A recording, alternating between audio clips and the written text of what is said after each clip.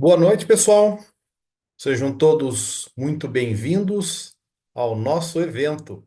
Eu sou Carlos Sanqueta e atuo na área de mudanças climáticas e crédito de carbono há mais de 40 anos. Quero agradecer a presença de cada um de vocês aqui hoje. Temos hoje aqui conosco proprietários de terras e proprietários rurais, consultores, corretores e profissionais do agro e outros perfis também.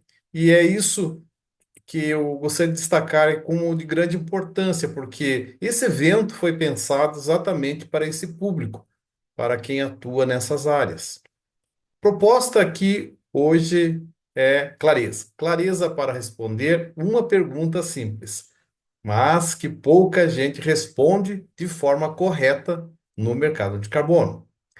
Essa propriedade rural pode ou não pode gerar crédito de carbono? É uma pergunta sempre crucial, não é verdade? E se pode, em quais condições? Então vamos debater isso.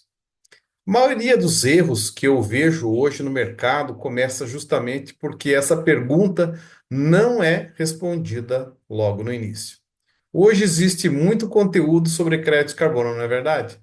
Mas grande parte desse conteúdo fala de projeto, certificação, auditorias, comercialização, né, venda de crédito de carbono, mercado internacional, acordos internacionais, leis, etc, etc. Mas pula a etapa mais importante, que é entender se a área é elegível. Isso todo mundo quer saber. Nem toda terra gera crédito de carbono. Nem toda floresta gera crédito de carbono. E nem toda área degradada pode virar projeto. Importante que a gente deixe claro. Ao longo da minha trajetória acadêmica e técnica, trabalhando com inventários florestais, carbono e uso do solo, eu vi muitos projetos bons e muitos projetos que nunca deveriam ter começado. E quase sempre o problema foi o mesmo: decisões tomadas sem uma análise inicial correta. E o objetivo da aula de hoje é mostrar essa lógica inicial, né? Deixar isso bem claro, mostrar quais são os critérios que realmente importam, explicar de forma simples para você quando uma área passa e quando não passa nesse critério. Critério fundamental, né? Que é essa elegibilidade.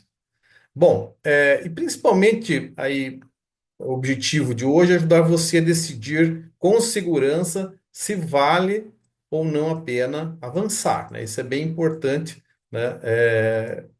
Saber, né? Se vale ou não vale a pena. Ok? Então, vamos avançar com esse objetivo. Às vezes vale a pena parar. Então, temos que ser bastante honestos, né? E vamos analisar isso com muita cautela.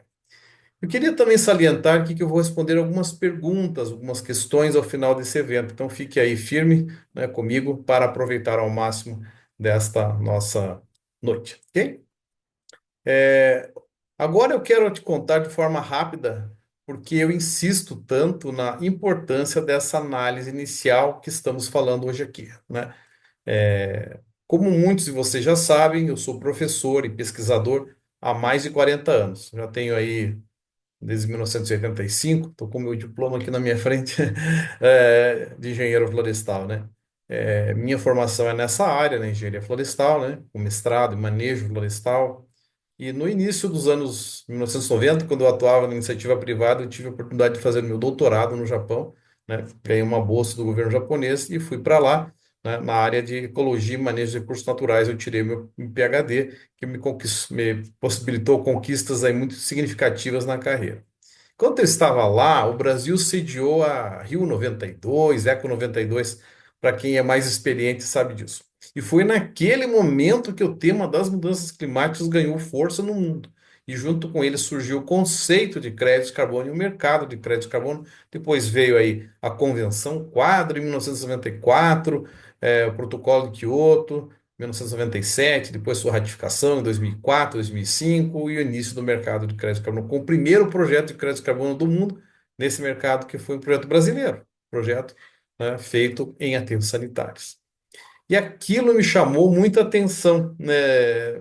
Não como mercado, né, mas como um instrumento técnico, porque eu sempre também trabalhei muito fortemente nas medições, né, como medir, como comprovar, como diferenciar o que é real do que é apenas discurso. Então, tudo isso me deu, assim, me trouxe, né, à tona essas questões, né? Como mensurar, como comprovar, como diferenciar aquilo que é real de fato. Por isso, depois do doutorado, eu fiz um pós-doutorado em Portugal, um pouco mais recentemente, focado especificamente em mudanças climáticas e projetos de carbono, comparando, né, fazendo comparações de diferentes perfis de projetos e também o uso da terra, com enfoque aqui no Brasil. E essa trajetória, ela me levou mais tarde a atuar como delegado brasileiro em conferências internacionais sobre o clima, que traz bastante experiência, né, acompanhando de perto como esses projetos de créditos de carbono dentro dos acordos internacionais eram avaliados, aceitos, rejeitados. Naquela época, meu foco ainda era apenas a academia, o mundo científico, a pesquisa, né? Esse era o meu enfoque principal. Mas com o passar dos anos, algo começou a ficar muito mais claro para mim. Passei a ser cada vez mais procurado, né, nesse mercado para avaliar áreas, emitir pareceres técnicos, estruturar projetos e principalmente para dizer algo que pouca gente aí quer ouvir, né? Queria ouvir, né? Mas ainda é a mesma situação, né? Essa área não é elegível. Então, falar isso às vezes, né, soa, né, desagradável, né? Mas é a realidade. Isso acontece, de certa forma, até hoje, né? Essa área não é elegível. Esse projeto nem deveria ter começado, né? Então, também tem essas respostas que a gente, né, dá, mas que pode trazer algum tipo de desconforto do outro lado, mas são realidades, né? E quase sempre o problema era o mesmo. As pessoas, né, os interessados pulavam a etapa mais importante do processo, né? Iam direto para os estudos caros, né? Contratavam consultorias caras, projetos complexos começavam a ser desenvolvidos, e investimentos altos, sem saber se a área era realmente apta, se aquela área servia para o desenvolvimento do projeto. Então, todo cuidado é pouco nesse particular. E eu vi projetos que custaram aí centenas de milhares de reais, veja só, serem interrompidos logo no início. Vi expectativas sendo criadas sem base técnica. Vi decisões sendo tomadas no achismo. Foi aí que eu entendi uma coisa fundamental, e é isso que está por trás do evento de hoje. A gente está realizando esse evento aqui com essa perspectiva, com essa leitura, né, com esse olhar. Crédito de carbono não começa com um projeto. É importante que se diga, né? Todo mundo às vezes chega, né, querendo, não, como é que eu faço o meu projeto, né? Ou às vezes só quer receber o seu crédito de carbono, né? Como é que eu recebo na minha conta? Mas tem que fazer um projeto. Ah, então como é que eu começo a fazer o projeto? Não começa por aí, né? Começa com análise, uma análise inicial, análise da elegibilidade. Esse é um termo que pouco é falado, né, na mídia, na internet, pelos eventos por aí, né? Se essa etapa não estiver clara, todo o resto fica frágil. Com o tempo, eu comecei a organizar esse raciocínio de forma cada vez mais objetiva, separando o que realmente importa do que é acessório, o que é critério técnico do que é um discurso de mercado. E é exatamente isso que eu quero compartilhar com vocês hoje aqui, tá? Nessa nossa jornada de hoje. Não é uma promessa, não é um atalho, né? Mas uma forma correta de pensar antes de investir tempo, dinheiro e energia. Então é importante entender isso que eu vou trazer para vocês aqui, né? Para que vocês possam compreender e não errar o caminho, né? A aula de hoje existe exatamente para isso, te ajudar a decidir com segurança se vale a pena avançar ou parar, ok? E essa clareza muitas vezes vale muito mais de qualquer projeto mal iniciado.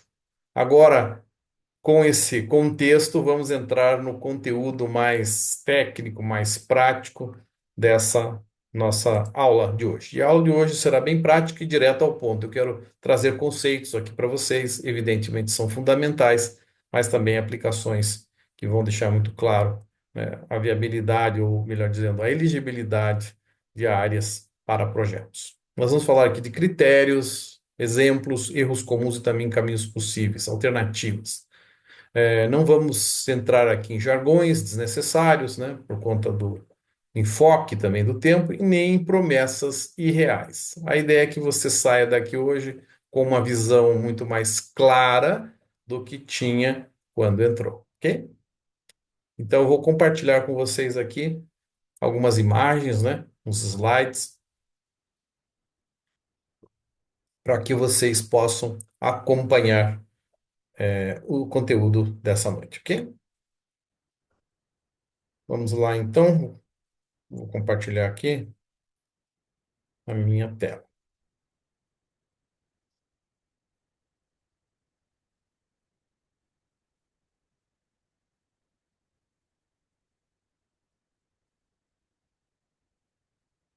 Conseguem ver aí?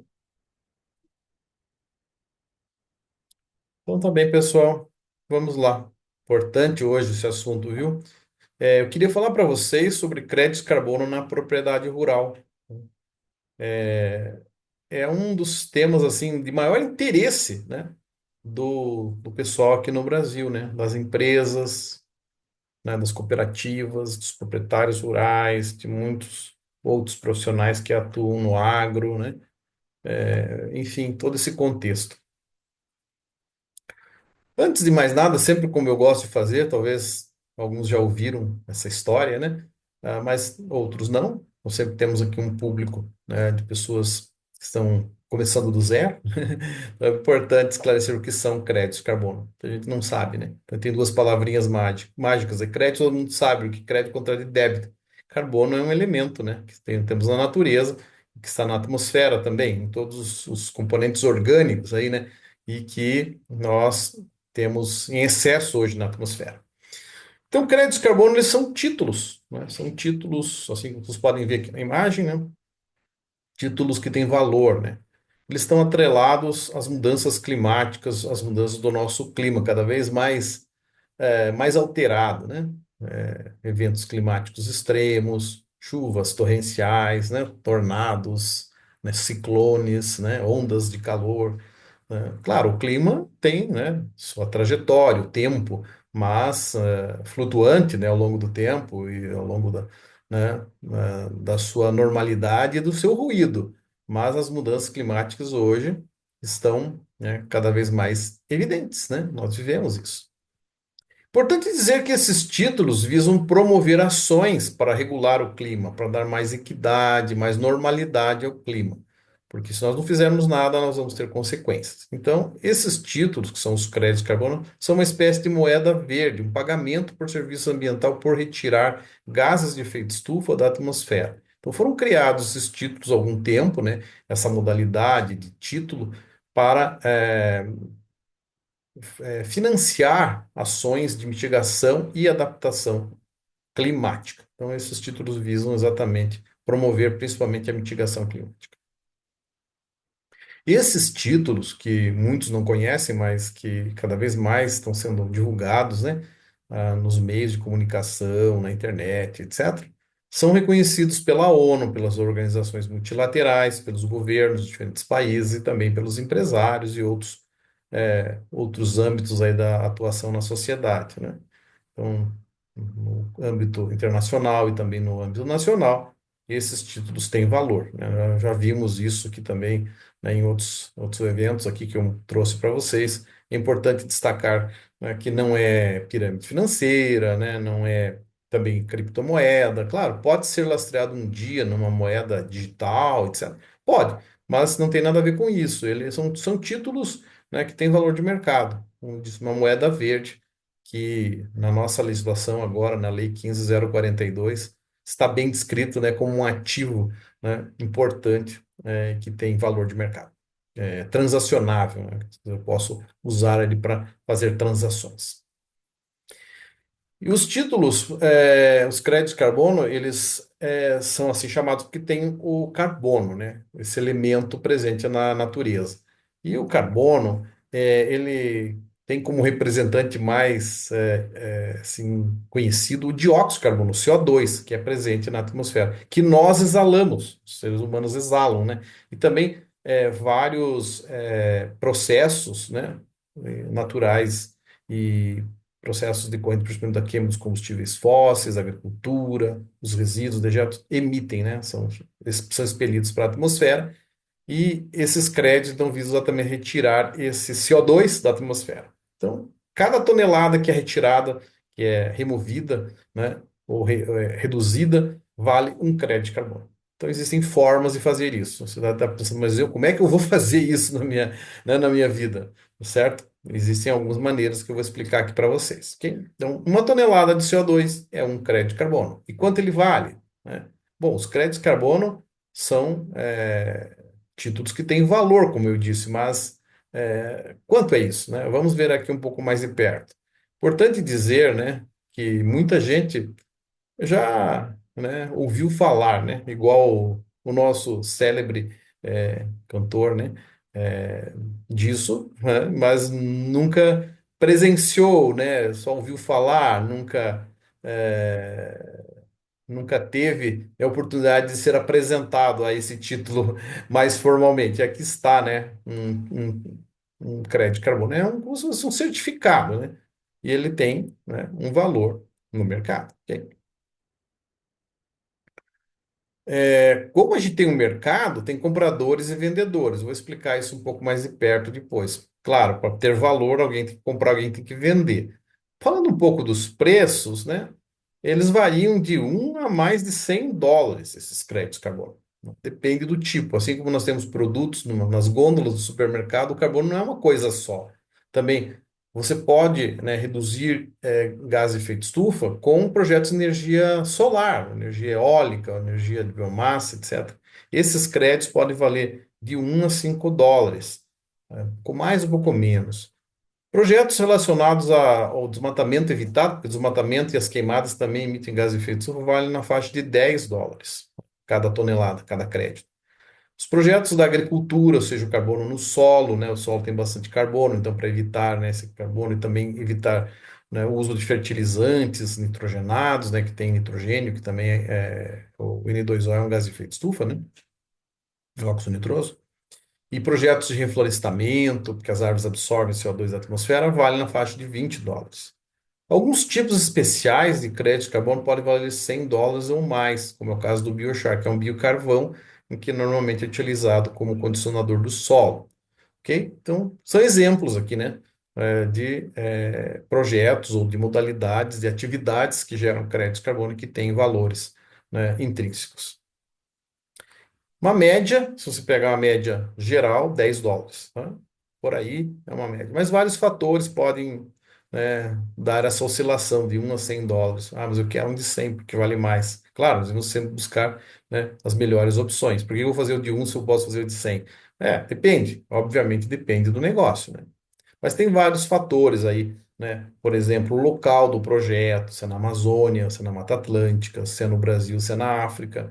O tipo de projeto varia muito. A safra também, se ele foi gerado nesse ano de 2026 ou foi gerado há 5 anos atrás. Quanto mais antigo o crédito, menos ele vale. Se o mercado é um mercado regulado por lei, isso é um mercado voluntário, também varia, né? E assim vai, tem vários fatores, né? Não vou adentrar muito aqui em detalhes. Também os benefícios que esses projetos geram, além do clima, né? Do benefício climático, também os projetos que geram benefícios sociais, benefícios ambientais mais amplos, eles têm maior valor de mercado. Bom, dito isso, eu queria só rapidamente aqui, porque eu quero entrar mais particularmente na questão da elegibilidade, né, das áreas, isso que nós vamos centrar fogo aqui hoje, né, mas eu vou falar rapidamente aqui dos tipos de projetos que existem. Existem vários tipos de projetos, já falei aqui de solar, né, agricultura, etc. Então, energia solar, o Brasil tem vários projetos, dá para fazer projeto, energia eólica, o Brasil também tem vários no mundo. Hídrica tem vários também, as PCHs, etc., né? Só para citar rapidamente aqui, não ficar só, né, com um conhecimento limitado, então você destacar aqui alguns pontos, né, bem rapidamente. Energia de biomassa, tem vários projetos assim, o Brasil é também um dos fortes, né, desenvolvedores dessa tipologia de projeto. Os aterros sanitários, o primeiro projeto de crédito de carbono do mundo foi do Brasil, foi nessa modalidade, né? Então também temos projetos assim, que evita-se metano, que é decorrente da decomposição da matéria orgânica, principalmente dos resíduos, né, sejam alimentos ou outros tipos de resíduos orgânicos. Os biodigestores também, né, que processam, né, resíduos animais, né, ou outros tipos de matérias orgânicas também, evitando assim, né, canalizando o gás, queimando esse biogás, né, que é produzido, também é uma modalidade possível. Então, vocês podem ver aí que tem, né, muitas tipologias de projetos. Também nos transportes, né, eficiência energética nos transportes, os modais de transporte diferenciados, né, tem vários projetos assim no mundo.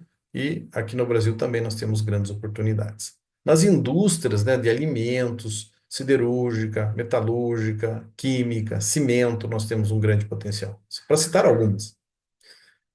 Entrando mais no âmbito rural, né, agrário, né, no campo, nós temos aqui a recuperação de pastagens. Algumas pessoas já me perguntaram aqui, né, em outras ocasiões, né, se a pecuária daria projetos. Então, nós temos projetos assim, eu mesmo já mostrei, né, numa live, né, com uma colega da Colômbia, eu fui visitar esse projeto, né, de pecuária regenerativo. Então veja aqui do lado esquerdo uma pastagem feia, né? Do lado direito uma pastagem bonita, com animais, né? Normalmente tendo muito mais conforto, muito melhor alimentação. Então é bem possível. A agricultura regenerativa na propriedade rural também, né? A integração de culturas, né? Lavoura pecuária e floresta, todas essas práticas mais sustentáveis, mais regenerativas, agregam, né? Carbono ao solo, diminui emissões pelo uso de insumos mais biológicos, mais naturais. Temos também, eu tinha citado brevemente, né, agricultura regenerativa, de uma forma mais ampla, mas especificamente um que eu destaquei foi o biochar, que é um biocarvão, né, que é um condicionador do solo para a agricultura, é muito positivo, assim como nós temos outros tipos de condicionadores que eu vou citar na sequência, mas esse aqui em particular, ele agrega bastante carbono no solo. E temos projetos assim, vários já aqui no Brasil, né, com biochar produzido a partir de resíduos florestais, da casca do café e assim por diante. Além da agricultura regenerativa clássica aí que eu mencionei também, né? Nós temos também os remineralizadores de solo, pó de rocha, né? O temperismo acelerado ou avançado de rochas, que é usado bastante como condicionador do solo, né? Mas que também agrega, né, bastante carbono, estabiliza o carbono, né? As moléculas de carbono no solo e, portanto, podem ser alvo de projetos. Além dessas modalidades, temos o reflorestamento, que o Brasil tem vários projetos, né? Um dos que mais o mercado quer hoje em dia, porque é uma forma de retirar o CO2 que já foi emitido, já foi expelido, né, para a atmosfera. Então, o reflorestamento é uma grande categoria. Nós vamos dar um pouco mais de ênfase aqui ao reflorestamento nessa nossa aula, ok? A conservação florestal, a conservação dos remanescentes, das áreas de APP, reserva legal também, são bem importantes por meio do mecanismo RED, redução das emissões por desmatamento e degradação florestal, né? Porque as árvores removem CO2 da atmosfera pelo seu crescimento vegetativo, mas além disso, né, evitando o desmatamento, nós evitamos emissões associadas à queima, decomposição, né, e outros processos análogos. O Brasil tem muitos projetos RED, né? São muito comuns aí, né? Nas tipologias de projetos que nós desenvolvemos no país. Mas também em outros países, evidentemente, né? Ok, mas assim, sintetizando, né, as tipologias de projetos, né, para não estender demais aqui, vamos focar mais no nosso tema central, né? Nós temos muitos tipos de projetos de crédito de carbono. Segundo a literatura, segundo os experts do mercado, né, nós temos aí pelo menos 170 tipos de projetos de crédito de carbono. Então, eu gostaria de destacar aqui alguns, né, na agricultura, na floresta e no uso da terra, chamado também de AFOLU, agricultura, floresta e outros usos da terra. Mas nós temos projetos mais tecnológicos, né, em energias, em resíduos, em indústrias, etc. Então, particularmente, esses projetos AFOLU são o enfoque aqui do nosso carbono rural. Ok?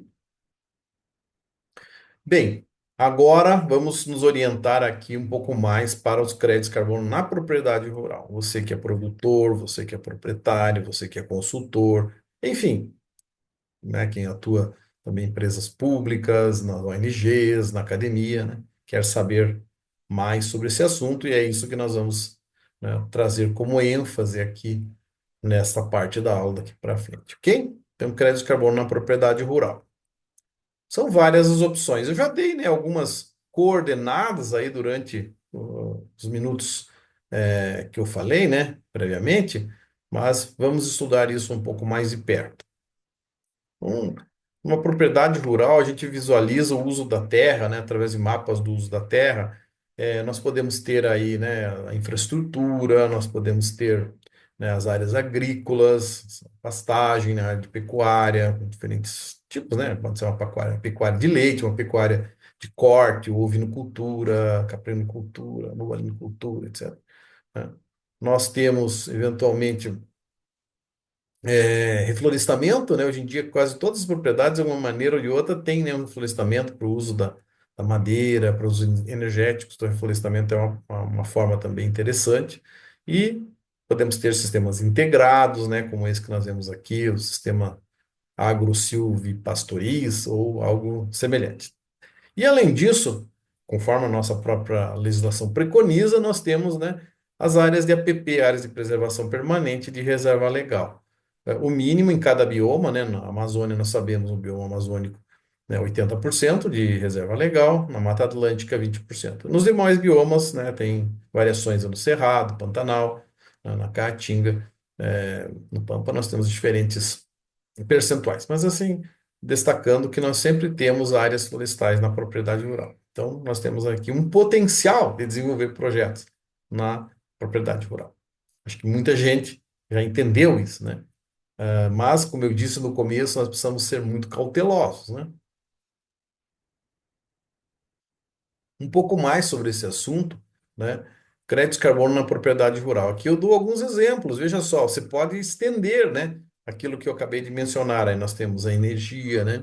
As energias, podemos gerar, né, energia na propriedade, podemos fazer compostagem, né? Podemos fazer biodigestão, né? Podemos trabalhar, né, com eficiência energética, algum outro tipo de atividade na agroindústria, né, dentro do âmbito da propriedade.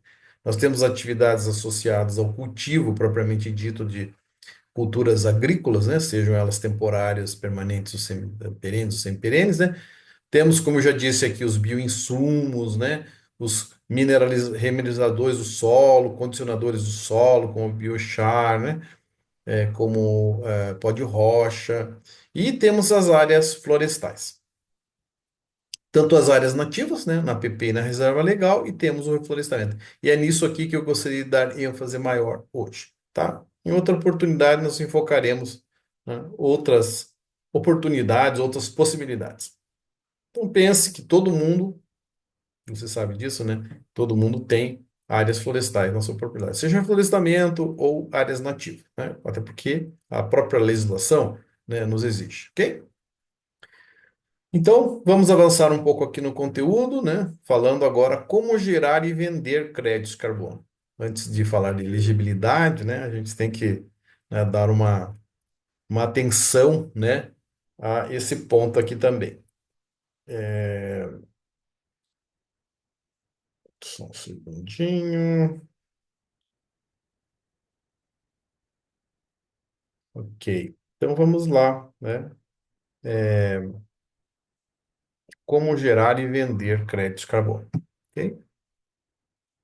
Bom, para gerar créditos de carbono antes de vender, né? Porque a geração é o produto, né? Gerar o crédito de carbono é o produto. O crédito de carbono é o produto em si. Então eu preciso, né, ter um processo de geração, de produção desse crédito de carbono.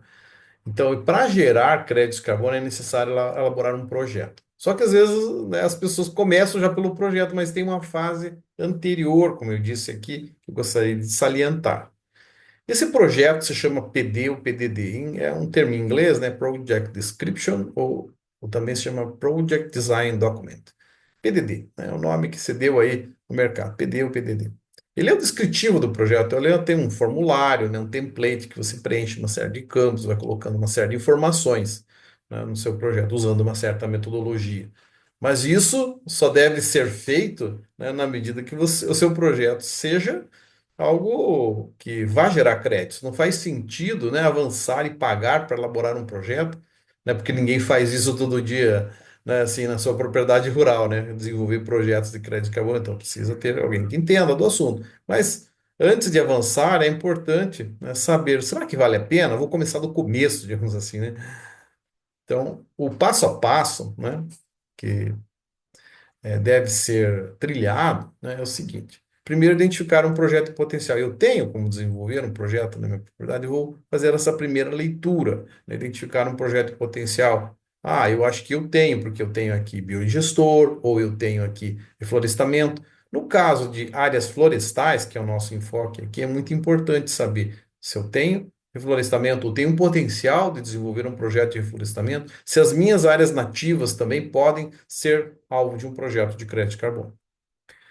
É importante entender se esse projeto reduz ou remove gases de efeito estufa, porque para ser um projeto de crédito de carbono tem que cumprir esse papel. Lembra que eu falei das mudanças climáticas, dos gases de efeito estufa? Então, se não, então eu tenho que identificar um outro projeto, porque senão, né, não vai ser viável, não vai ser, não é viável, não vai ser elegível, né? Bom, depois disso, eu vou fazer um estudo de viabilidade, né? Estudo de viabilidade para ver se esse projeto ele atende requisitos técnicos e econômicos, porque às vezes o projeto tecnicamente ele pode ser até interessante, mas economicamente não é, né? Tem custos elevados ou alguma receita, né, que não cobre os custos e assim por diante. Então é muito importante fazer esse estudo de viabilidade. Ele se chama PIN, Project Idea Note, o estudo de viabilidade técnico e econômico. Se o projeto se mostrou viável, nós avançamos. Se ele não é viável, nós paramos, né? Buscamos, quem sabe, outra maneira de seguir. E vamos elaborar o projeto propriamente dito somente depois que tudo isso já foi trilhado. Então, nós temos que fazer uma triagem prévia. Depois, sim, vamos submeter o projeto para registro numa plataforma registradora, né, em padrões do mercado, certo? Nós vamos fazer auditorias, validar, verificar, certificar o projeto. O projeto, propriamente dito, é o PD-PDD, lembra? E vou solicitar a emissão dos créditos em meu favor. Eu vou produzir os créditos, digamos assim, né? E daí eu vou comercializá-los. Então igual uma fábrica, né? Eu vou produzir os créditos que é bom para colocar no mercado, na medida que esse passo a passo cumpra aí, né? De uma forma bem sucedida, né? Cada etapa, ok? Então é muito importante, antes de fazer o projeto, passar por atividades ou por etapas anteriores para não gastar tempo e dinheiro à toa, tá?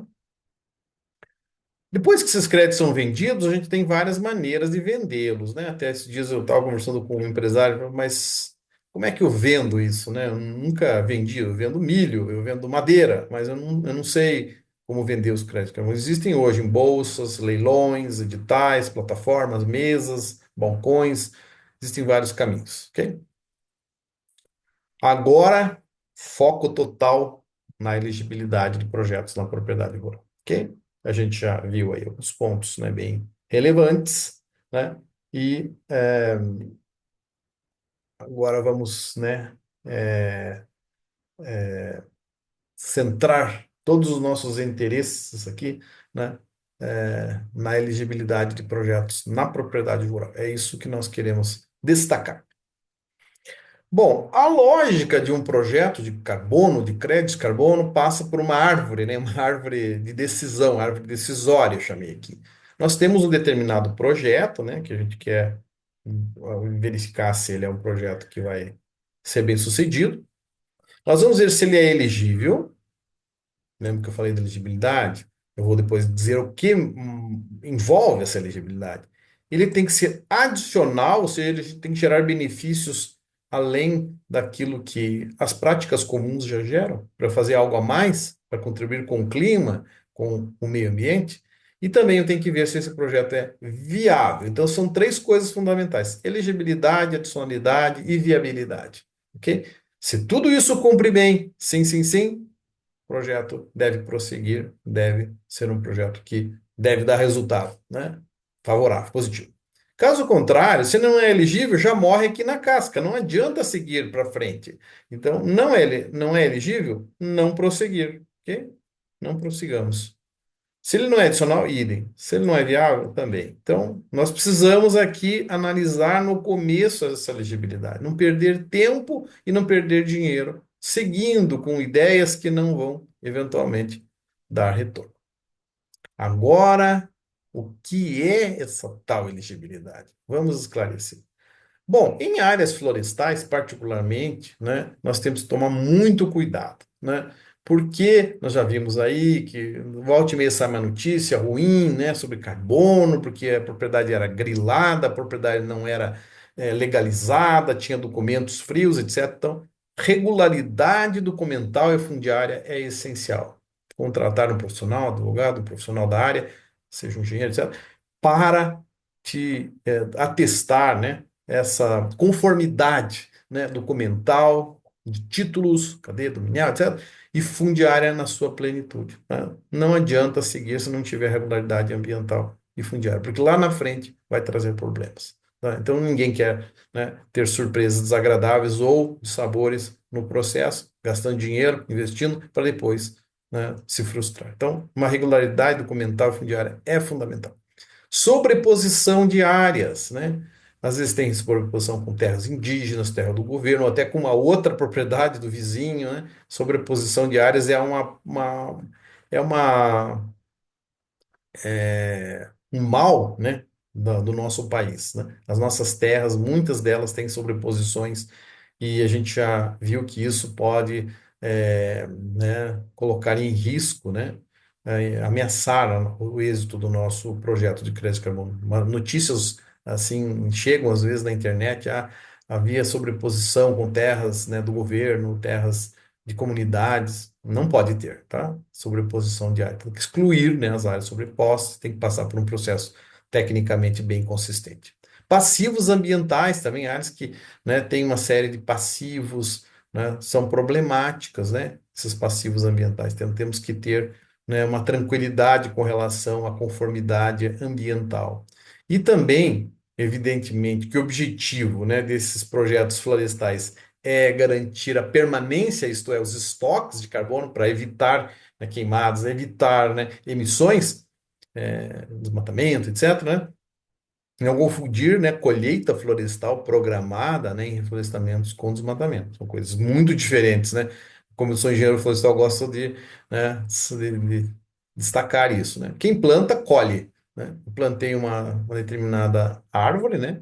Eu posso colhê-la e depois plantar de novo, depois plantar de novo e fazer um processo, né, que nós chamamos de manejo florestal sustentável. Isso não é desmatamento. Cortar a árvore não é crime, né? Ela é uma espécie, são plantas que podem nos ser útil, nós podemos utilizar, né, até porque a madeira é um produto renovável, sustentável, né, natural, né, melhor do que fósseis, do que vidro, do que, né, cimento, né, assim, do ponto de vista eh, das questões climáticas, né, da mitigação climática. Mas nós não podemos ter desmatamento na nossa área. Então, minimamente a elegibilidade, né, deve passar por uma análise minuciosa, né, cuidadosa desses 4 pontos aqui. Com relação à adicionalidade, né, eu queria explicar também isso para vocês. A gente pode depois, num outro momento, ter mais, né, detalhes. Aqui eu vou passar um pouco mais, de uma forma mais simples. Eu queria focar mais na elegibilidade, mas a adicionalidade é um critério fundamental também no mercado de carbono, que garante que um projeto irá gerar benefícios climáticos, né, o clima, a equidade climática, a normalidade climática, os quais não ocorreriam, teriam restrições sem o incentivo financeiro do projeto. Ou seja, se paga para fazer uma redução de emissões de gás de efeito estufa, porque é algo que está sendo feito, além do que todo mundo faz, que não é feito, digamos assim, né? Ela é uma espécie de uma prova, né, da ação adicional que aquele proprietário, que aquele é, empreendedor, né, realiza. E não aconteceria num cenário usual, ok? Então, a adicionalidade é bem importante também. Bom, a lógica do projeto de carbono, eu vou dividir aqui em 2 tipos principais: a conservação, né, ou chamado também de RED, né, redução das emissões por desmatamento e degradação florestal, né? Então, nós temos um cenário, né, que nós traçamos, chamado linha de base. Vejam aqui que no Y, né, no eixo Y aqui nós temos toneladas de CO2, e aqui no X, né, embaixo, nós temos o tempo em anos, né? Esses projetos são de longo prazo, podem chegar até 40 anos. E nós queremos evitar essa emissão desse cenário linha de base, que é o desmatamento, tá? Esse é o cenário chamado linha de base.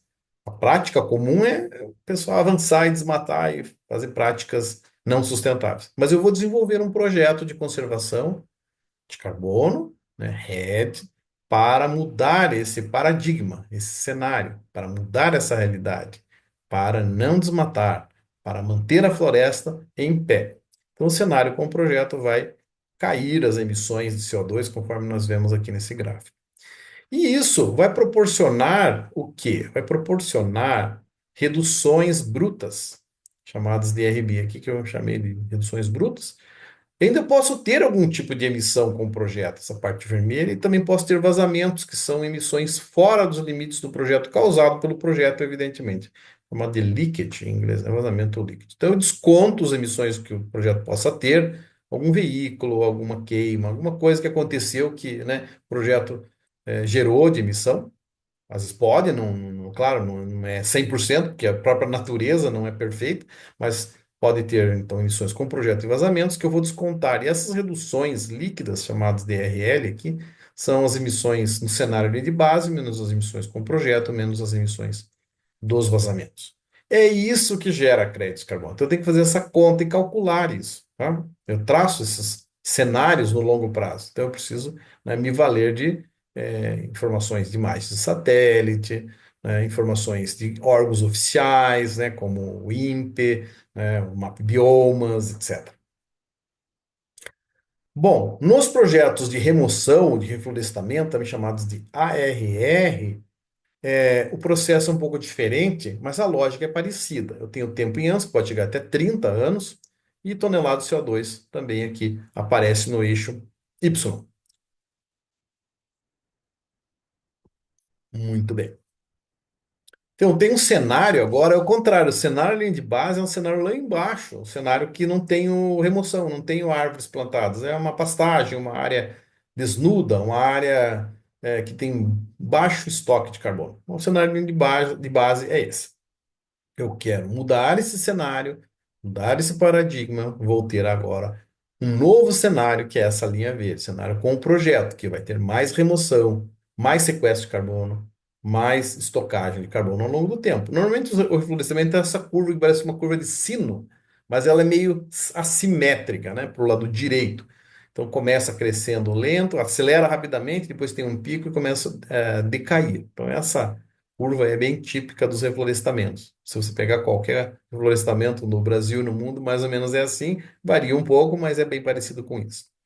Eu posso ter, eventualmente, emissões com o projeto também, porque eu posso usar um fertilizante para fazer as árvores crescerem, posso ter alguma emissão associada a alguma máquina, né, algum combustível. E também posso ter vazamentos. Eu produzi a muda num outro local, eu tive um transporte, tem um vazamento, alguma coisa assim, né? Pode ser, né? E as remoções brutas, menos a linha de base, menos as emissões com o projeto, menos vazamentos, vão dar as remoções líquidas. São chamadas de remoções. O caso anterior era reduções. Eu evito emissão. E aqui eu vou remover CO2 já emitido da atmosfera. E é isso que as árvores fazem muito bem. E é isso que gera crédito de carbono. Então, se viu que nós temos dois tipos de projetos aqui? Reduções e remoções. Principalmente o RED e o ARE. São assim chamados no mercado. RED é redução das emissões por desmatamento e degradação florestal. E o ARR é um termo em inglês para revegetation, isto é, reflorestamento ou revegetação. É isso, ok?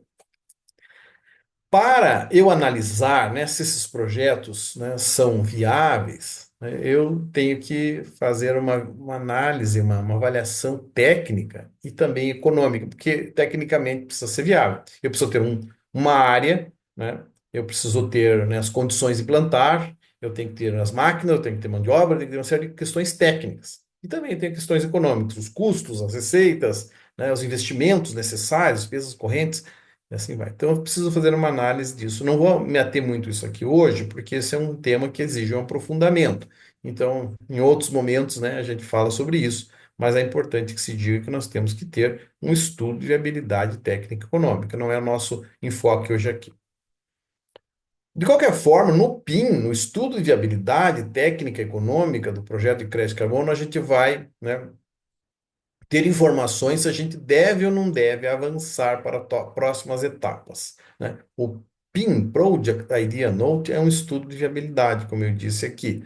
Então, nós temos que né, fazê-lo, né, antes de seguir com o projeto. Mas até antes de avançar com o PIN, aliás, o primeiro passo do PIN é a análise de elegibilidade. Elegibilidade, para saber se a área tem aqueles quatro requisitos mínimos, né, talvez até outros adicionais, principalmente a questão documental e fundiária, a questão, né, também que eu explicitei aqui de sobreposição de áreas, né, a questão de passivos ambientais, né, e também a questão do desmatamento. Nós não podemos ter áreas desmatadas mais recentemente do que 10 anos. Se eu desmatei nos últimos 10 anos, então minha área se torna inelegível. Se eu tenho sobreposição, a minha área se torna inelegível e assim vai. Então, elegibilidade é o ponto nevrálgico.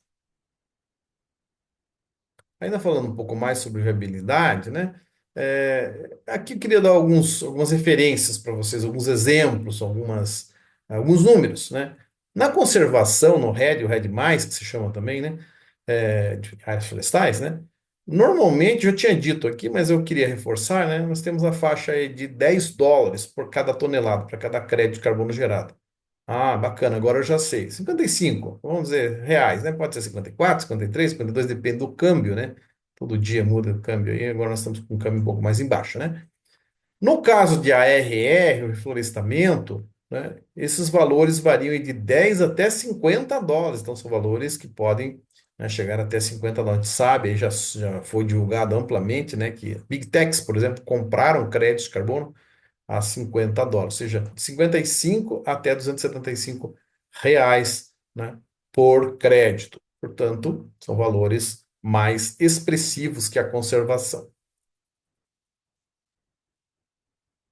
Remoção hoje paga mais que redução. Então, guardem isso, tá? Importante, na propriedade rural você pode ter as duas coisas, mas você tem diferenças aqui.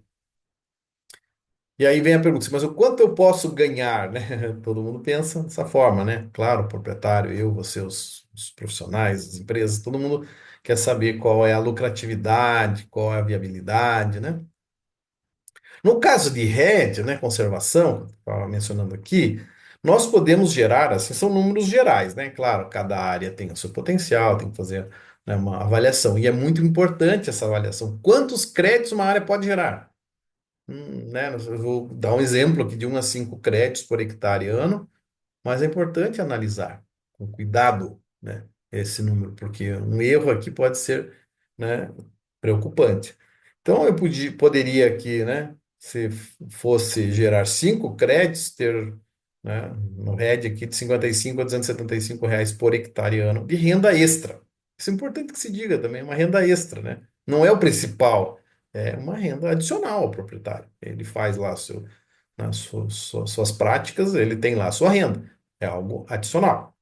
No caso de florestamento, né, nós podemos dizer aqui que varia de 5 a 20 créditos por hectare ano. Depende porque varia de que espécie eu estou trabalhando, se as condições, né, do solo são favoráveis, do clima, etc. Então, né, depende de uma série de coisas. Não é assim tão exato, né? Nós temos que calcular, né? Mas aqui, tomando isso como exemplo, né, de 5 a 20, poderia ser de 275 até R$ 1.100 por hectare ano de receita. Então, é isso que você poderia, em tese, ganhar, né? Depende, caso a caso, precisa ser bem analisado, mas assim nós já temos aqui umas referências. Bom, aqui, agora vamos dizer que eu tenho uma área, né, lá na minha fazenda, na minha propriedade, ou várias propriedades que tenham essa área de 500 hectares. Ah, mas é muito grande, eu não tenho tudo isso. Às vezes é possível, né, suplantar ou resolver essa questão de escala agregando, agrupando áreas, né? É possível fazer projetos agrupados, né, de um mesmo proprietário ou de proprietários diferentes. Mas tomando aqui esse exemplo de 500 hectares, digamos que seja na conservação, a US$ 10 a tonelada, o crédito, né? Vamos pegar uma média, 2,5 créditos por hectare ano, né? Daria uma receita aí de R$ 68.750 por ano, né? Então essa é a receita que geraria numa área de 500 hectares. Tudo isso é um exemplo, né? Assim, nós estamos hipotetizando aqui, mas você já pode ter uma ideia, né, de quanto isso representa. No ARR, vamos tomar aqui US$ 20, né, por tonelada, por crédito. Gerando 10 créditos, para pegar um valor aqui intermediário, nós poderíamos ter aqui R$ 550 mil por ano em 500 hectares, ok? Então, são esses os números que nos ilustram aqui uma situação. Claro, poderia ser 100, poderia ser 1.000, poderia ser 10.000, né? Tudo é uma questão de analisar a escala. A escala sempre é muito importante. E ainda assim, antes de só olhar os números, puxa, esses números me brilharam os olhos aqui, né? Eu tenho que analisar se esse projeto é viável, né? Evidentemente. Né? Primeiro passo, eu lembro que eu sempre mencionei aqui, é analisar a elegibilidade. Não adianta querer ganhar se eu não consigo nem fazer o projeto, nem como dar os primeiros passos, né? Os primeiros passos é igual um bebê, né? Você tem que dar passos tutorados, monitorados, para não cair, né? Mas eu preciso, para ver a viabilidade de um projeto, as receitas desse projeto, potencial projeto. Quantos créditos gera, durante quanto tempo, como é que é a cronologia dessas receitas e assim por diante, né? E também as despesas, os investimentos necessários, quanto que eu vou investir para fazer esse projeto, fazer as análises. Então depende muito dos custos também, né? Eu tenho que fazer uma boa gestão de custos, como tudo na vida, né? A gente tem que fazer uma boa gestão dos nossos custos. Esses custos, eles incluem principalmente, né, gostaria de destacar aqui alguns que eu estou citando, né, aqui, estudos iniciais, documentos, né, estudo de elegibilidade. Bem importante esses estudos iniciais, porque às vezes eles fazem a diferença no nosso projeto. Começar errado, né, pode ser fatal. Então, estudos iniciais, estudo de elegibilidade, documentação, tudo mais, são os custos que estão envolvidos. Depois tem estudo de viabilidade, técnico econômico, PIM, a elaboração do PD, né, as auditorias, o monitoramento do projeto, né, eventuais compartilhamento de benefícios com comunidades, com a cidade, né, com o município, colaboração com entidades de pesquisa, etc., né, gestão, administração também do projeto, outros eventuais são alguns dos custos que nós temos é, entabulados aqui nesse processo. Olha, uma das coisas que eu queria também destacar aqui, né, é que o mercado ele é bastante dinâmico. O mercado de carbono ele nasceu de um jeito, mas ele foi tomando, né, as diferentes conformações, diferentes formas, né? E hoje existe mercado regulado. No Brasil nasceu pela Lei 15.042, que eu vou falar um pouco mais depois. E também temos o mercado voluntário, que é muito usado pelas empresas, principalmente para o seu ESG, o ISD, né? Os seus relatórios de sustentabilidade, né? Que são cada vez mais exigidos, né? Pelas corporações, pelos investimentos que são feitos, né, os investidores, né, os financiadores dos empreendimentos, né? Então, esse mercado ele tomou diferentes conformações, sendo muito dinâmico, né? E com o avanço, né, das diferentes frentes de mercado, vários estándares ou padrões de mercado, padrões de certificação também se chama, né? Padrões de registro, padrões de certificação, esses são os nomes que se dão. Nós temos aí hoje vários aqui bastante conhecidos. O VCS, né, da Verra, Verified Carbon Standard, bastante reconhecido, né? Temos o Gold Standard também bastante reconhecido. O Social Carbon, que nasceu aqui no Brasil, né, e hoje é internacional, bastante também importante. Temos o Equitable World e temos os brasileiros aí começando também, né? O Brasil está dando os seus passos rumo a ter consolidados os seus estándares, né? Ainda nós estamos numa fase, ou digamos, inicial disso, porque esses outros estándares internacionais já estão há muito tempo, alguns deles, não todos, mas algum tempo razoável aí no mercado, então já ganharam a sua reputação, o seu nome. Mas temos aí, por exemplo, a LuxS, a Carbon e assim, outros estándares que nasceram aqui no Brasil e estão, né, trilhando a sua trajetória para conquistar os seus espaços. Agora, é muito importante que se diga, sempre a gente tem que escolher um estándar para desenvolver o nosso projeto e uma metodologia adequada, né? Nós temos que desenvolver uma metodologia de RED. Uma metodologia de RED, nós temos que desenvolver uma metodologia de ARE, com metodologia de reflorestamento. Não posso, né, confundir as coisas. Então, esses estándares trazem metodologias, né, e alguns deles têm maior, digamos, inserção no mercado e acabam, digamos, sendo mais requeridos pelos compradores. Porque o comprador, o que que ele quer de fato é ter um crédito bom. o que se chama de integridade, né? Integridade. Então, o standard, ele é uma espécie de um selo de integridade, né, dentro do mercado. Então, se eu usar um standard totalmente desconhecido, né, que o mercado não reconhece, mesmo que seja baratinho, né? Ah, vou usar esse standard que vem barato, as auditorias são baratas, mas depois ninguém compra esse crédito, né? Então, tem que tomar bastante cuidado também com essa questão da dinâmica do mercado, os padrões de certificação. Queria também lembrar, né, é, colocar um highlight aqui, um destaque, né, que projetos de crédito de carbono na propriedade rural, né, eles representam uma renda adicional para o proprietário rural. Não precisa parar tudo que ele está fazendo, vou deixar de plantar soja, vou deixar de criar o seu gado, para agora fazer só carbono. Quer dizer, se ele quiser fazer isso, ok, né? Não tem problema, não é proibido, no princípio, né? Claro, cada caso é um caso. Ele pode seguir com suas atividades, seguir com, né, com aquilo que ele faz e que ele é competente em fazer, né? O carbono deve ser visto como uma atividade complementar para gerar renda extra, né? Para gerar mais um produto, né? Ou um serviço dentro da propriedade, certo? Com as áreas florestais, principalmente. Tem outras formas, né? Mas nós estamos dando ênfase que as áreas florestais hoje.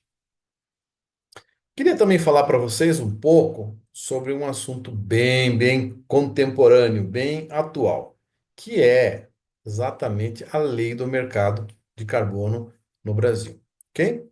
Então, o, o Brasil, ele sempre foi um país de baixas emissões em nível mundial, né?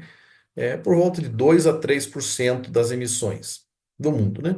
A maior parte aí são os países industrializados, mais recentemente a China, né? Também outros países aí que começam a ter emissões significativas, a Índia, entre outros países emergentes. Mas o Brasil agora, né, ele representa nos tempos atuais por volta de 3% das emissões globais. É mais ou menos significativo, mas não é entre os maiores. Mas de qualquer forma, o Brasil assinou, né, o, a Convenção Quadro da ONU sobre Mudanças Climáticas, Protocolo de Kyoto e também, agora mais recentemente, o Acordo de Paris. E o Acordo de Paris, assinado pelo Brasil, o Brasil como signatário, né, se comprometeu a estruturar estratégias, né, de enfrentamento às mudanças climáticas. E uma das formas incentivadas foi a criação de mercados nacionais regulados. Então foi assim que nasceu a Lei 15.042 de 2024, que criou o mercado regulado de carbono no Brasil. Por que que ele é regulado? Porque tem uma lei que estabelece. Quando o mercado não tem leis, normalmente ele é chamado de voluntário. Os dois mercados se complementam, cada um tem os seus aspectos em termos de importância, né? Mas o mercado regulado aqui no Brasil, ele foi criado da seguinte forma, com o princípio do poluidor pagador. Embora gás de efeito estufa não seja poluente, mas a lógica é parecida. Então, uma indústria, uma empresa, uma atividade que gera muita emissão, como essa aqui, está nesse nível vermelho. Uma outra tem menos emissão, está nesse nível azul. O governo, através de regulamentos, né, estabelece cotas ou também permissões, que são chamadas de cap. Cap em inglês significa limite, né? Se uma que superou a linha verde, né, ou seja, reduziu, né, essa que está do lado direito, reduziu mais do que a linha verde, e aquela está lá no vermelho, você está suplantando a linha permitida, né, da permissão, que é o verde, então a da esquerda tem débitos, a da direita tem créditos. Essa é a lógica do mercado. Funciona assim praticamente em todos os rincões aí do mundo. Alguns países desenvolveram ações para taxar, para imposto do carbono. O Brasil seguiu a lógica do mercado, que é muito mais palatável, né, a todo mundo. Ok? Porque imposto nós já estamos saturados, né, de carga tributária elevada. Então essa lógica do mercado foi muito apoiada aqui no Brasil, né, em todos os eh, cantos aí, né, no país, por todos os setores, pela indústria, né, por todo mundo. Então é uma iniciativa bastante válida para o Brasil enfrentar a questão climática e ajudar, né, o mundo a cumprir o Acordo de Paris. Então essas cotas, elas são, né, definidas periodicamente em função das condições macroeconômicas, da conjuntura, né, da realidade do país e tudo mais. Então, essas cotas são flexíveis, tá? Bom, como que funciona um mercado de crédito? Que nós temos vendedores e compradores, como qualquer mercado. Você é um comprador de alimentos, você vai no mercado, lá tem um mercado, você compra e quem vende é o supermercado. Então, todo mercado tem essa lógica, né? Naquela explicação que eu dei há pouco, né, o vendedor é aquele que tem menos emissão, certo? E o governo, né, através da lei, na verdade, dá permissões de emissão até a linha verde. Quem passar da linha verde passa a ter débitos, vai ser um comprador. Né? Então, o comprador ele tem que comprar na marra porque ele não cumpriu eh, uma regulação, né? É assim como funciona com o imposto de renda. Se a gente superar um nível, a gente tem que pagar mais imposto. É assim que as coisas funcionam, né? Mas também, quem está fora desse jogo, digamos, a área do agro, né? O agro não é regulado pela Lei 15.042. Então, proprietários de terras, proprietários que têm floresta, podem fazer projetos fora desse sistema cap and trade e gerar créditos de carbono, que são chamados também de offsets. Esses offsets ou créditos, né, de terceiros podem ser também vendidos para complementar essa regulação do mercado ou esse balanço do mercado também conciliação, né? Conciliação que se faz ao final de certos períodos, normalmente anuais. Então, o grande comprador é o emissor, poluidor pagador. Quem paga é quem emite, ok? Mas hoje, quem são esses emissores? Principalmente indústrias, empresas de logística, frigoríficos, para dar exemplos aqui, né? Mas tem N, né? E esses serão os principais compradores dos créditos de carbono que nós vamos gerar aqui no nosso país. Evidentemente, o Brasil já gera créditos de carbono para aqueles padrões internacionais, ECS-Verra, né, ou standard, que são colocados para compra por entes de fora, né, empresas da aviação, as Big Techs, né, empresas do setor petrolífero e assim por diante. Então, nós temos esses offsets produzidos aqui por projetos florestais, entre outros, né, entre 170 tipos. E é importante que se diga também que essas empresas, que são grandes emissoras, elas podem apoiar ou ser sócias de determinados projetos em propriedades rurais, né, em outros tipos de empreendimentos, fazendo os que se chama de offset, chamados de insettings. Insetting. Então, produz seus próprios créditos de carbono hoje, é uma tendência também do mercado. Bom, o que diz a Lei 15.042? É uma lei federal de 2024, foi sancionada no dia 11 de dezembro, né, publicada no Diário Oficial da União no dia 12. Ela cria o Sistema Brasileiro de Comércio e Emissões e dá outras providências, né? É uma lei no mercado que se chama de Cap and Trade, né, que eu já expliquei. Ela tem 5 capítulos, 58 artigos, e está nesse link que aparece aí embaixo. Essa lei instituiu o SBCE, Sistema Brasileiro de Comércio e Emissões, dando outras providências também. Não vou, assim, contar todos os artigos aqui da lei, porque nós não temos tempo, mas é muito importante entender essa lógica. Quem emite menos de 10 mil toneladas de CO2 equivalente, porque pode ser outros gases, pode ser o metano, o óxido nitroso, todos eles podem ser convertidos em CO2 equivalente. Quem emite menos de 10 mil está isento e voluntário. É voluntário, tá? Não precisa, não tem nenhuma exigência, nenhuma cobrança. Mas quem emite entre 10 mil e 25 mil tem que fazer o seu inventário, o seu relato de emissões periodicamente de forma obrigatória. Tá? Então, uma empresa de médio porte para frente já tem emissões dessa magnitude. E quem emite mais de 25 mil toneladas, além de fazer o seu inventário periodicamente, né, seja apresentar a declaração do imposto de renda do carbono, como se fosse uma analogia, ele, além dessa declaração, ele tem que fazer reduções, mostrar que ele está reduzindo suas emissões, porque senão ele fica naquela faixa vermelha do cap and trade, ele passa a ser ter um débito, e também mostrar, se ele não puder reduzir, que ele vai comprar, né, os ativos, né, para compensação de outros entes, seja offsets, seja insets, ou seja até dentro do próprio SBCE, né, com aquelas cotas do princípio do polidor pagador. Aí faz o seu balanço. Para empreendimentos rurais, o próprio proprietário rural, né, nós estamos falando aqui de né, de elegibilidade, né, elegibilidade de terras. Então, o proprietário rural, né, no artigo 1º e no parágrafo 2º, diz que para fins desta lei, a produção primária agropecuária, ou seja, né, produzir soja, produzir madeira, produzir carne, como os bens, as benfeitorias e a infraestrutura no interior de imóveis rurais, a ela diretamente associados, não são consideradas atividades, fontes ou instalações reguladas. Portanto, não se submetem a obrigações impostas no âmbito da SBCE. Portanto, as propriedades rurais não são reguladas, não tem exigência nenhuma, mas elas podem gerar créditos de carbono, tá? Isso que é importante dizer.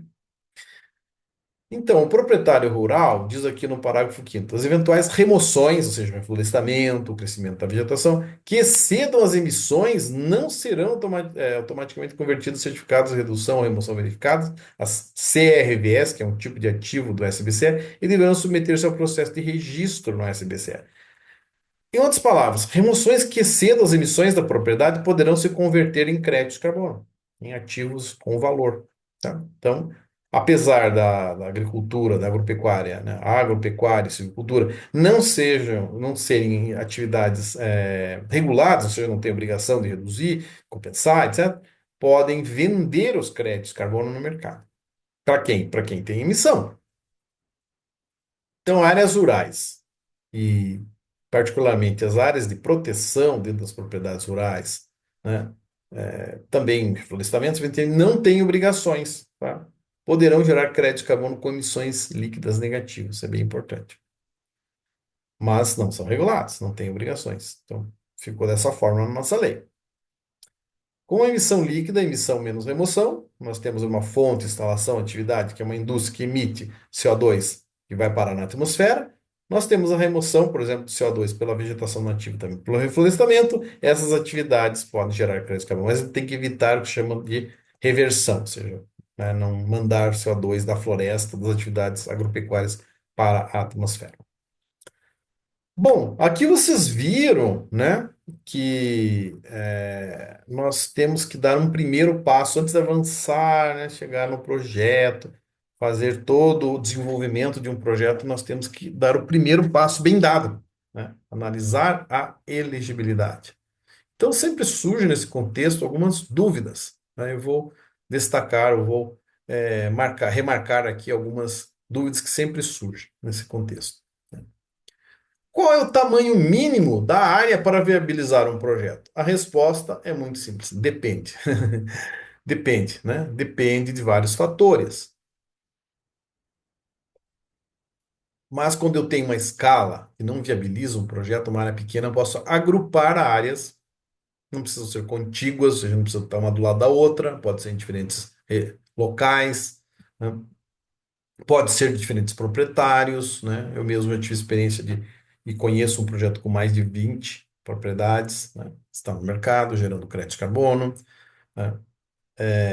Então, é possível, às vezes mesmo numa área florestal pequena, numa propriedade pequena, pequena média, gerar créditos de carbono. Tem que analisar a viabilidade, mas é importante o primeiro passo saber se ela é elegível, se ela passa pelo crivo da elegibilidade, ok?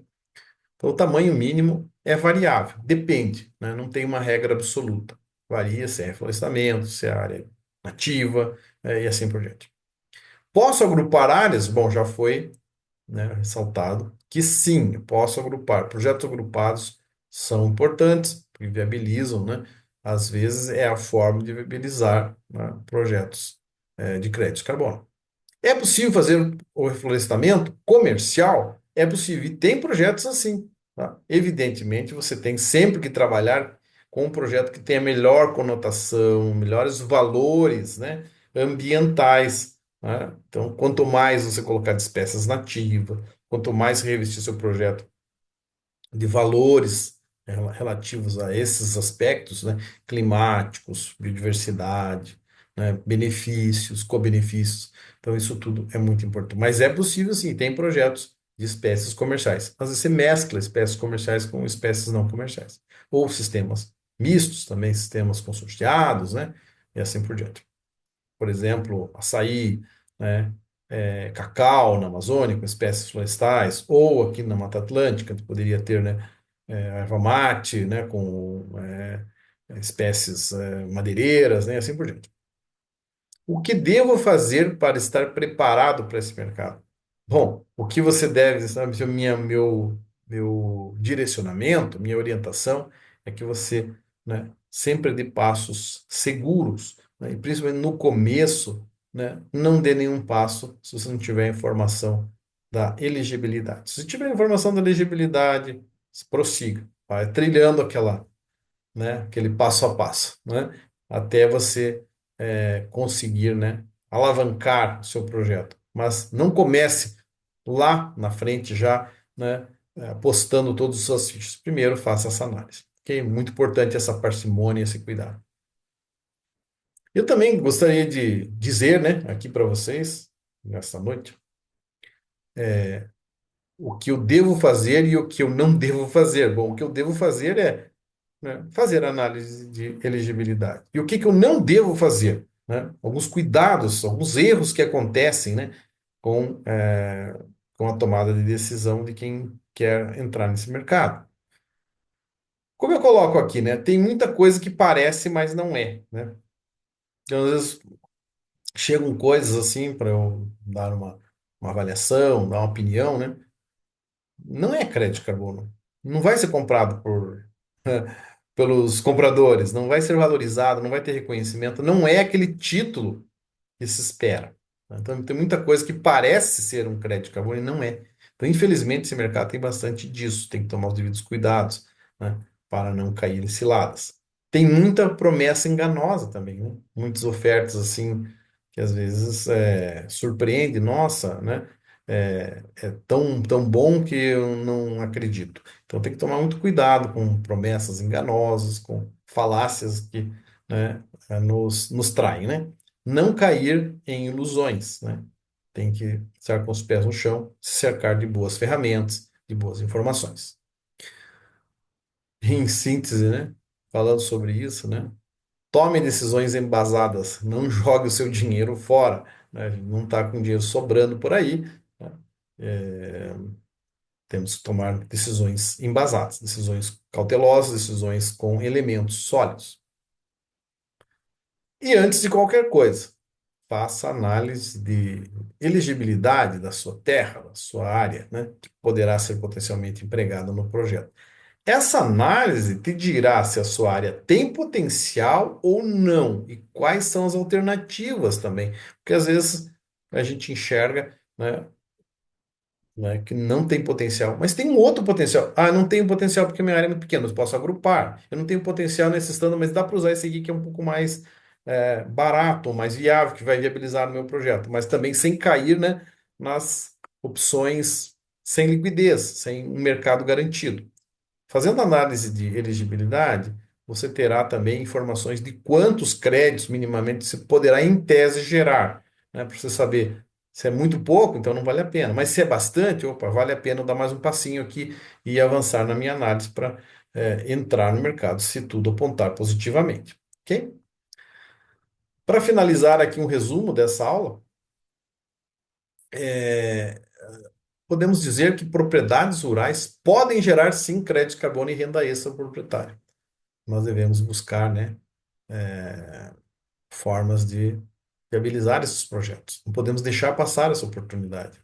Mas é importante certificar que a área, né, é elegível, é adicional, né, e é viável, principalmente no começo, a elegibilidade. Caso contrário, você vai perder tempo e dinheiro. Então, não perca nem tempo nem dinheiro, nem se incomode, não tenha dor de cabeça, tenha as ferramentas mínimas para você poder avançar. Ok? Então, espero que vocês tenham gostado aí da nossa aula, né? Da aula que nós tivemos aí. Ok? Mas eu ainda tenho várias coisas para contar para vocês, né? Porque esse assunto aqui, ele é bem relevante, né? Então, vamos lá. Assim, né? Depois, né? Tudo que eu mostrei hoje aqui para vocês, né? Acho que fica claro um ponto bem importante, né? Crédito de carbono não começa com o projeto. não começa com a venda do crédito de carbono. Claro, não tem nenhum produto ainda, e não começa com a promessa de dinheiro. Tá? Temos que fugir dessas armadilhas. Então, fica, né, sempre com as barbas de molho, né, bem ligado em tudo isso. Essa atividade, ou esse mercado, essa inserção no mercado, começa com uma pergunta simples, mas que quase ninguém responde direito. Eu, né, trago aqui para vocês a reflexão. Essa propriedade é elegível para gerar crédito de carbono? Sim ou não? Ela cumpre os critérios para o desenvolvimento de um projeto? Sim ou não? E se é elegível, quantos créditos se estima que ela pode gerar? Qual que é a quantidade? Isso é bem importante para definir a receita, né? E quanto isso realmente pode valer? Qual que é o potencial em termos de geração de receita? Quanto vale isso potencialmente, né? Ok? O maior erro que eu vejo hoje no mercado é a gente pulando essa etapa, como eu já falei aqui, destaquei, né? E indo direto para os projetos, projetos caros, muitas vezes investimento alto, né? Sem fazer uma análise prévia. Projetos de carbono podem custar caro, podem ter um investimento alto. Estudos completos também custam caro. E muita gente só descobre lá na frente que a área não era elegível, né? O que é frustrante, né? Ou que o potencial de geração de receita pode não compensar o investimento. Então, isso às vezes aparece muito obscuro, né? Por aí precisa ser clarificado. Isso gera frustrações, perda de tempo e principalmente perda de dinheiro, não é verdade? Antes de qualquer projeto, né, a ser desenvolvido, existe um passo obrigatório e inteligente. Eu já mostrei aqui para vocês, uma avaliação técnica preliminar, séria, feita por quem realmente entende do assunto, porque esse âmbito aqui também não é feito de amadores, né? E é isso que separa a decisão técnica de achismo, ok?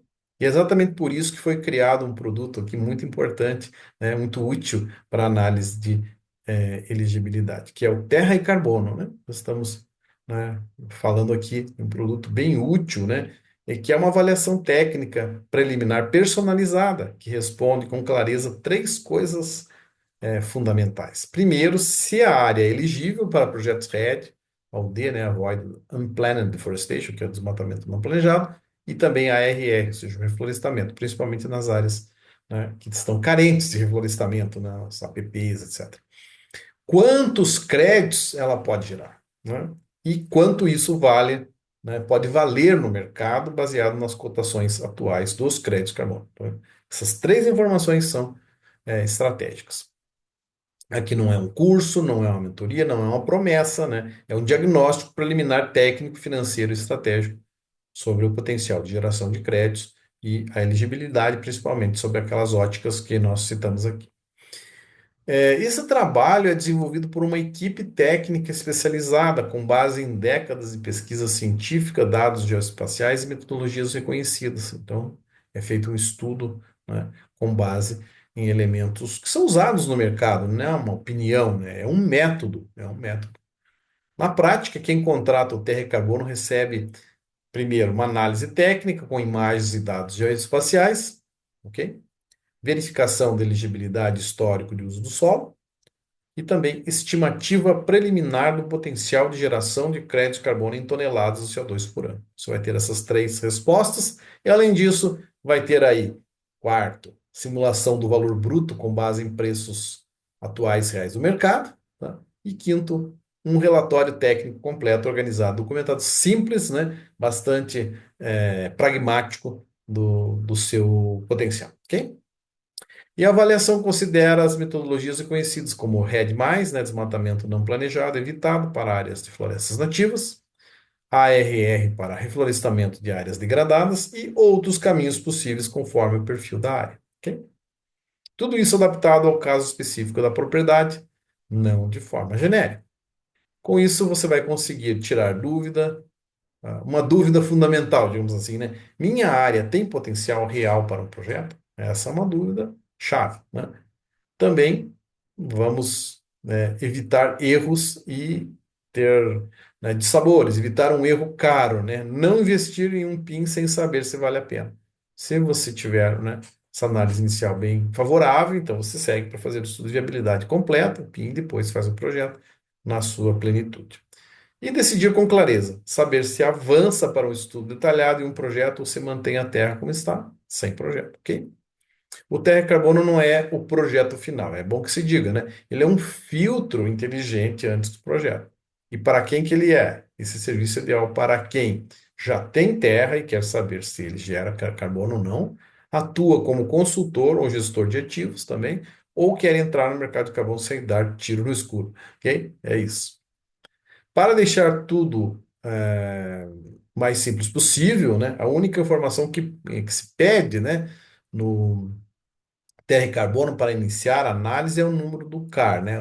Com o CAR já é possível, se possível também, obviamente, KMZ, né, KML, mas o CAR já traz muitas informações, é possível fazer essa análise, né, com bastante propriedade a partir dessa informação. E em até 9 dias, né, 9 dias no máximo, você recebe um laudo técnico completo. Caso não tenha o CAR, então também é possível enviar o arquivo KML, o KMZ, né, que é o polígono da propriedade, para poder fazer, né, essa avaliação. Ok? Agora, deixa eu contextualizar aqui esse investimento. Hoje, um PIN, que é o estudo de viabilidade técnica e econômica de um projeto de carbono, pode custar de 25, 50 até mais de 100 mil reais, depende do tipo de projeto, né, da complexidade dele, etc. Mas a gente sabe que pode custar caro. Então, o problema é que muita gente faz esse investimento sem saber se a área realmente é elegível, né? Ou se o potencial de geração de receita pode não justificar esse investimento. Então, não avance, né, sem saber isso concretamente. É exatamente aqui que a maioria erra, né? Terra e carbono existe justamente para evitar esse erro. Ele não substitui o PIM, porque o estudo de viabilidade técnica também é necessário, nem o projeto completo, o PD-PDD. Ele vem antes, entende? É a solução técnica que responde com dados e o método que foi desenvolvido. Primeiro, se faz sentido gastar 25, 50 ou mais, né, mil reais para fazer um PIN e depois avançar com o PDD. Se faz sentido pensar em um projeto completo de crédito de carbono? Sim ou não? Ou se é melhor parar por ali, ok? Por isso, o investimento no Terra Carbono é de apenas 12 parcelas de 599,40, ou seja, 5.970 à vista. Esse é o valor hoje dessa ferramenta que traz informações preciosas para quem quer seguir com a análise de um projeto em potencial. Comparado ao custo de um PIN ou de um projeto completo iniciado sem clareza, esse valor aí se paga evitando um único erro, né? É um investimento pequeno para proteger uma decisão grande, né?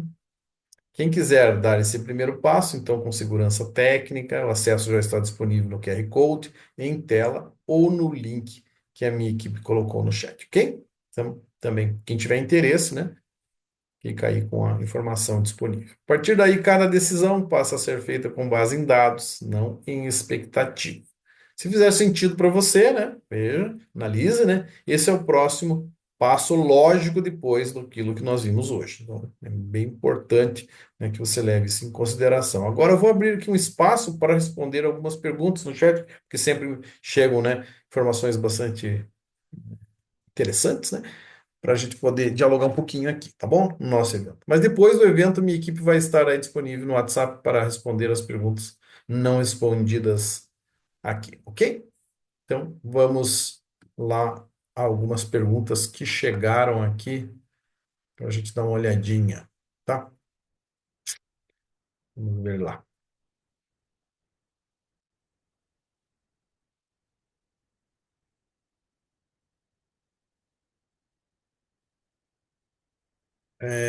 Temos aqui algumas perguntas, né, que já temos, recebemos aqui algumas, né?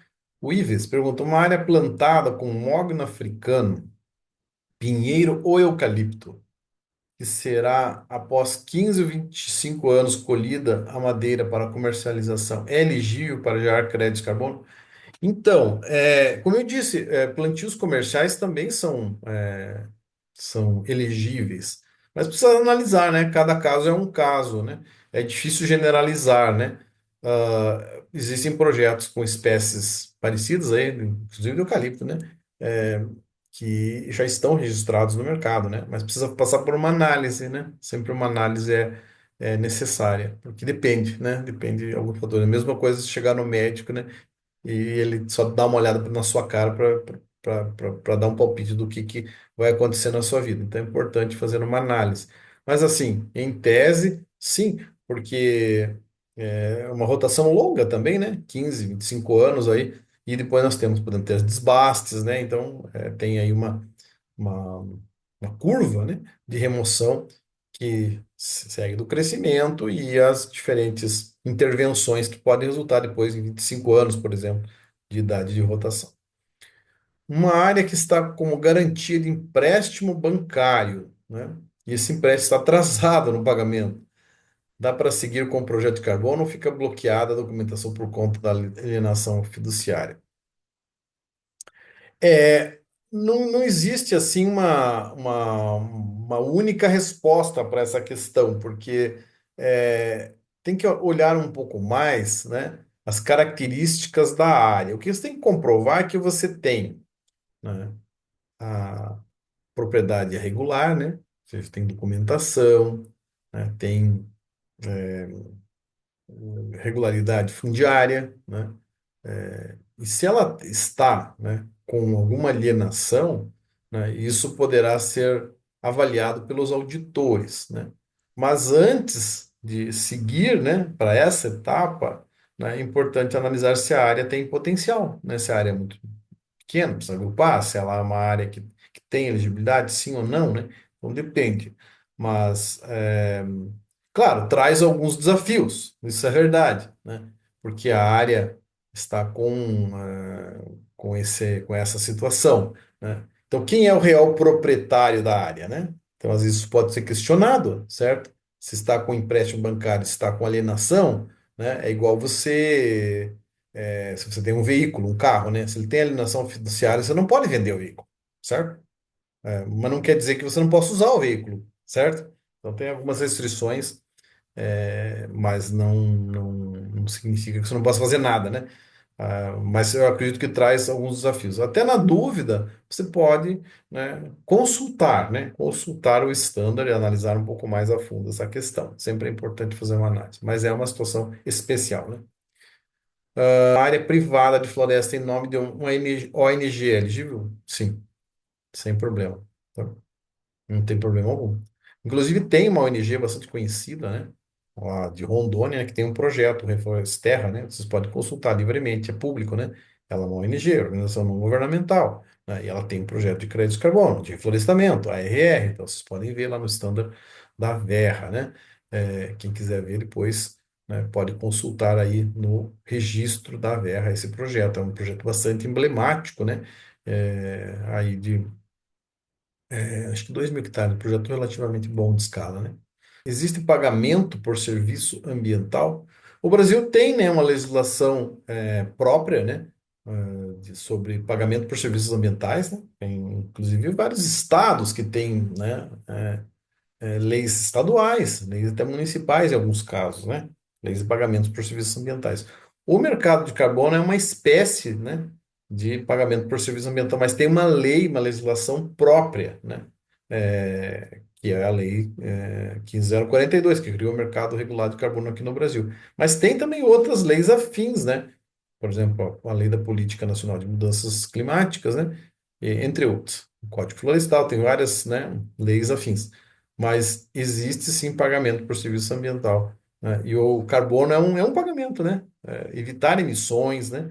Promover a mitigação climática é um pagamento por serviço ambiental. Mas existem outros tipos de serviços ambientais, a biodiversidade, a água. Então, cada vez mais está crescendo, né, esse incentivo do mercado, porque o governo já não tem, né, os governos em geral não têm dinheiro, né, para investir em tantas frentes, são muitas as demandas da sociedade. Então, o mercado pode ajudar, né? Não é tudo se resolve com o mercado pode ajudar, sim, a promover, né? A financiar, né? Boas práticas e o pagamento por serviços ambientais. Ok?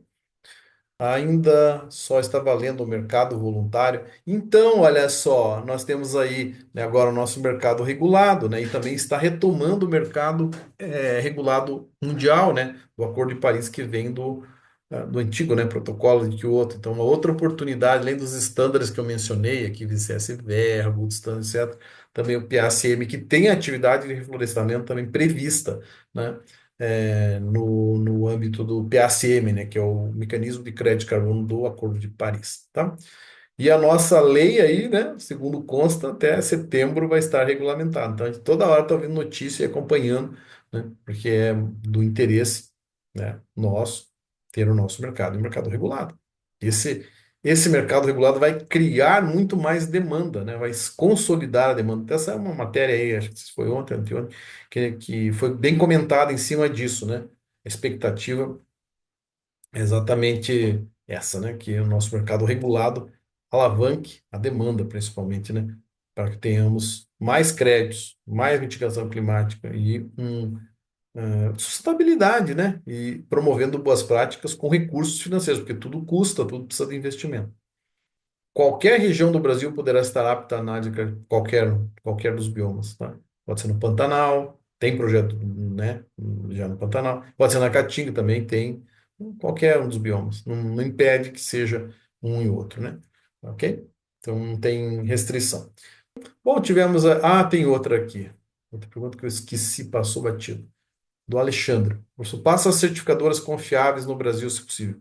Bom, olha, eu citei aqui já no slide, né? Mas vocês podem, né, assim, numa ordem de mercado internacional, a mais reconhecida, né? Bom, tem o da ONU que está agora retomando, mas que é o PSM. Depois, aí no mercado voluntário, a gente pode colocar VCS-VR, Gold Standard, né? Depois a gente pode colocar Social Carbon, Equitable Earth, GCC, né? Global Carbon Council. Pode colocar aí, tem outras, né? Ser Carbono, né? Que é da Colômbia, mas também tem né? Olha, tem várias outras opções, né? Aqui no Brasil, as que estão mais assim, né, é, fortalecidas e trilhando um caminho de reconhecimento, né, e que vão buscar certamente aí, né, a acreditação junto ao SBCE, temos a LUC-CS e temos o Terocarbon. Mas existem outras, né, que estão aos poucos aí ganhando seu espaço, desde que, né, sejam, né, trabalhem com áreas elegíveis, com projetos que produzam adicionalidade, certo? E que tenham também todo aquele processo de boa-fé, né? Com auditorias, né? Terceira parte, gerem créditos ah, de alta integridade, esses estándares podem ser adotados, né? Por quem vai desenvolver o projeto. Agora, muito importante, sabe? Até foi boa essa pergunta do Alexandre, que é, né? A questão da liquidez, né, do crédito. Então, se você gera um crédito, um standard, você sabe que você tem uma grande chance de vendê-lo e vendê-lo bem. É o caso do VCSR. Se você vai para um standard menos conhecido, você vai diminuindo a chance de vender rápido o seu crédito e ter um preço mais alto, né, pelo crédito. Então, depende, né? É mais ou menos igual marca, né?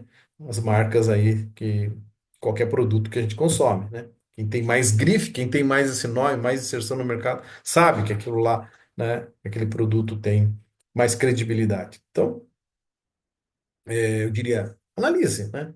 É muito importante analisar, né? Não assim, de cara, dizer, olha, é aqui pronto, né? Sempre é importante fazer uma análise, prós e contras, né? Mas analisar a elegibilidade é um ponto central, né?